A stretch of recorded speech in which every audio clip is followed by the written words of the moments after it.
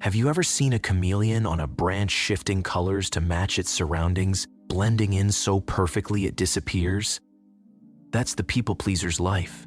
Always adapting, always agreeable, always vanishing. But here's the truth. You were born to disappear. This isn't just another motivational message. This is a wake-up call. Because the mask you've been wearing, the one that says I'm fine, the one that smiles when you want to scream, the one that says yes when every part of you means no, has become a prison. Carl Jung, the father of analytical psychology, called this mask the persona. It's not fake, it's functional. You wear it to survive, to be liked, to keep the peace. But here's the danger. When you believe the mask is you, you lose touch with who you truly are. People-pleasing doesn't make you kind. It makes you invisible. It trains the world to ignore your needs, to stretch your time, to cross your boundaries because you've never shown them where the line is. In this video, we're going to break that cycle. You'll learn why Jung believed people-pleasing is a betrayal of the self, how the nice role was created in your childhood, and most importantly, how to stop abandoning yourself for approval. And I promise, this won't be about bull, becoming cold or rude. It's about becoming real, about choosing truth over performance, boundaries over burnout, wholeness over being liked.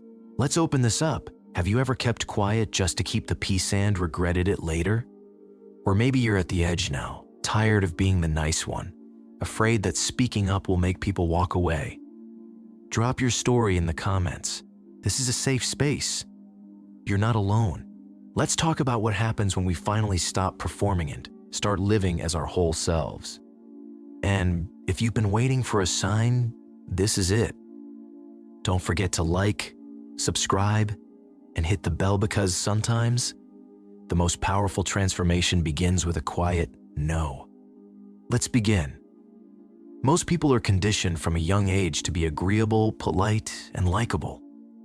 We're taught to maintain peace, avoid conflict, and prioritize being good over being real. But psychologist Carl Jung warned us that this version of goodness is often a mask, a social tool called the persona. It helps us navigate the world, but if we wear it too long, we begin to confuse the mask with our real identity. And that's when we lose ourselves. People-pleasing may look like kindness on the surface, but it's actually self-erasure. Saying yes all the time, never voicing disagreement, avoiding conflict, and always accommodating others may win temporary approval, but at the cost of authenticity, mental health, and self-worth. Every time we ignore our own needs to serve someone else's comfort, we tell ourselves and others that our voice doesn't matter, our boundaries don't exist, and our silence means agreement. Jung didn't view this as politeness. He saw it as a betrayal of the self, a psychological wound developed in childhood, where many learned that being honest, angry, or assertive led to punishment or rejection. To survive, we became agreeable, helpful, and non-confrontational. We mistook performance for love and assumed approval equaled safety. But this survival strategy becomes a trap. The longer we perform, the more disconnected we feel from our authentic selves. We wake up resentful, exhausted, and unseen. And because people treat us based on how we train them to, they unknowingly exploit the absence of our boundaries. This behavior is reinforced over time. We're dependable but not truly known. We're praised but only for our compliance. The love we receive feels hollow because it's directed at a version of us that doesn't fully exist. When we finally try to express needs, say no, or change the dynamic, others may resist or withdraw. This pain, Jung would say, is not the end, it's the beginning. This moment of awakening is what Jung called individuation, the lifelong process of becoming whole. It's not about becoming perfect or universally liked. It's about reclaiming the parts of ourselves we buried to make others comfortable, our anger, our voice, our needs, and our truth. The problem with the persona, Jung coined the term persona to describe the social mask we wear to meet expectations. It's not inherently bad, it's functional, even necessary at times. But when we over-identify with it when we're always the nice one, the calm one, the understanding one, it stops being a tool and becomes a cage. You know the mask is running your life when you feel drained after social interactions. You constantly overthink small decisions. You say yes out of fear, not desire. You feel invisible, even around those closest to you. These are not minor annoyances. They're signals that your identity is cracking under the weight of performance. Reclaiming yourself, real transformation begins with noticing the pattern. The moment you realize your compliance has been a form of survival, not choice, you gain the freedom to change. But change comes with discomfort. When you stop pleasing, you'll feel guilt. This guilt isn't a sign you're doing something wrong, it's withdrawal. You're detoxing from an addiction to approval. Your nervous system has been wired to equate conflict with danger, so even small acts of authenticity can feel terrifying. Jung would tell you, feel the guilt on, do it anyway. That's how power returns. You'll lose relationships, but only the wrong ones. Here's the twist. When you stop people-pleasing, you don't lose love. You lose the people who only loved your compliance. The ones who needed you to stay small in order to feel big. The ones who depended on your silence to maintain control. And in their place, you make space for people who love you for you, not your usefulness, not your politeness, not your performance, but your presence, your truth, your boundaries. To get there, you must learn to disappoint others without apologizing. Say no without over-explaining. Let people feel discomfort without rushing to fix it. Recognize that your needs are not dangerous, that are sacred. This is shadow work. Jung believed integrating the parts of ourselves we were taught to hide the shadowy is the path to wholeness. That means reclaiming your anger, your strength, your clarity, and knowing that kindness isn't the absence of boundaries, it's the presence of them. Start small. Stay consistent. You don't have to announce your transformation to the world. Let your shift be quiet but steady. Take longer to respond. Resist the urge to over-apologize. Decline things that drain you. Practice being misunderstood without panicking. As you do, people around you will adjust. They'll learn that you're no longer a shapeshifter for their comfort.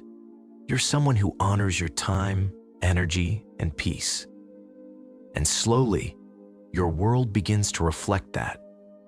The path to wholeness, becoming your authentic self, is not about rebellion, it's about maturity.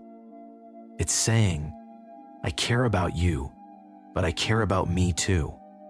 I want harmony, but not at the cost of my honesty. I love you, but I won't abandon myself to keep you. Carl Jung didn't want you to become hard or cold. He wanted you to become conscious, aware of the ways you've been conditioned, brave enough to step away from performance, strong enough to risk being real, because you weren't born to please. You were born to be whole. You were born to speak the truth that needs to be said, set boundaries that may disappoint others, but protect your soul. Walk away from those who only love the mask. Be someone who can say no without guilt and yes without fear. That's not selfish. That's awakening. How to stop people-pleasing and become whole based on Carl Jung's teachings on the persona, shadow, and individuation. We don't stop people-pleasing because we stop caring. We stop because we start awakening. Awakening to the realization that being liked is not the same as being known. That keeping the peace often costs us our inner clarity. That approval is not the same as love. But how do you become that person, the one who no longer folds to pressure, who speaks truth even when it shakes the room, who's free? It's not a single decision. It's a path. Step 1, recognize the guilt loop when you begin setting boundaries. Guilt shows up like clockwork. It arrives in your throat, tight and dry. In your chest, heavy and hot. In your silence, loud with second guessing. You'll feel like you've done something terrible, like you've hurt someone, like you've failed. But Carl Jung would say, that's not guilt. that's withdrawal. You're not doing something wrong, you're breaking an addiction. Specifically, the addiction to approval.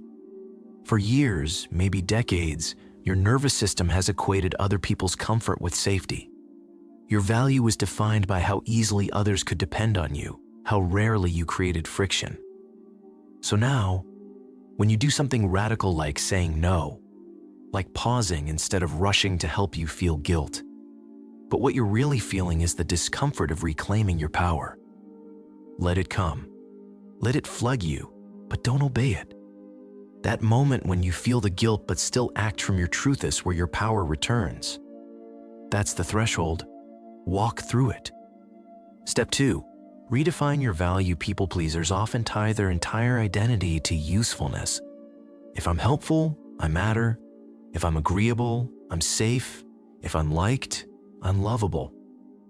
But Jung would argue this is conditional self-worth, a performance of value. And here's the danger. You can become everything to everyone and still belong to no one, not even yourself. So how do you break the cycle? You redefine what makes you valuable, not your sacrifices, not your ability to fix, accommodate, or smooth things over, but your presence, your boundaries, your truth. Your value is not measured by how much of yourself you're willing to give away. It's measured by how fully you're willing to stand in who you are. That's the real shift, from I'm lovable because I'm useful to I'm lovable because I'm real. Step 3, learn to disappoint without apology. The next milestone on your path? Learning to disappoint others and not apologize for it. This doesn't mean being cruel or careless. It means finally realizing that your needs don't make you a burden. You're allowed to say, no, I can't help right now. I'm not available for that. This doesn't work for me. And you're allowed to say it without over-explaining, softening, or backtracking. Each time you over-apologize for your boundary, you send a message to yourself. My needs are dangerous. My truth is a threat. They're not. Your boundaries are not aggressive, they're protective, sacred. They guard the part of you that's been exhausted by a life of overextending. This is what Jung meant when he spoke of integrating the shadow. Your shadow includes everything you were taught to suppressongor: discomfort, firmness, self-respect. When you allow those parts to have space in your life without collapsing, you begin to embody your full humanity. That's maturity. Step 4, start small. Stay grounded. You don't need to make a dramatic announcement. You don't need to argue with people who don't get it. You don't need to prove your growth to anyone. Start small. Take longer before you respond. Say no without justification. Let silence sit. Let someone be disappointed without trying to fix it. Quietly, consistently, you begin to shift your energy. And that energy teaches people how to treat you. They'll notice something is different, that your boundaries are not up for debate, that your time, your space, and your voice are no longer rented out to keep others happy. You won't need to fight for this new self. You'll just need to stay rooted in it. Over time, people stop testing your limits. Why? Because you've shown them without drama, without defensiveness, that you won't trade authenticity for approval anymore. That's power. Step 5, embody the new standard. Once you stop people-pleasing, your relationships will shift. Some people will fall away. Let them. That's not a tragedy. That's a filter, a clearing of the roles and relationships that only existed on the condition of your compliance. In their place, you'll attract people who respect your no, appreciate your honesty. Don't just love your light, they sit with your shadow too. But this only happens if you stay consistent. Not just when it's easy, not just when it's well received, but even when it's awkward, lonely, or vulnerable. Because the real transformation happens when you stop collapsing into your old self in moments of pressure. In those moments, hold the line. Let the discomfort come. Breathe. Choose integrity over ease. That is what Carl Jung meant by individuation, the process of becoming whole, by reclaiming the parts of yourself that were exiled for approval. Each time you choose not to betray yourself, you become stronger, not louder, not harder, just realer. Final words. You're not becoming cold. You're becoming conscious. You won't stop people-pleasing because you become cynical. You'll stop because you've become awake. Carl Jung didn't want you to be hard or harsh. He wanted you to be whole. To stop bleeding yourself dry for people who would never offer you a bandage. To stop sacrificing your soul for smiles. To stop believing that shrinking yourself was love. You are here to become someone who is clear in their no, honest in their presence, calm in discomfort, and rooted even when others don't understand. Because the most liberated people aren't the ones who are always liked. They're the ones who are finally, unapologetically free.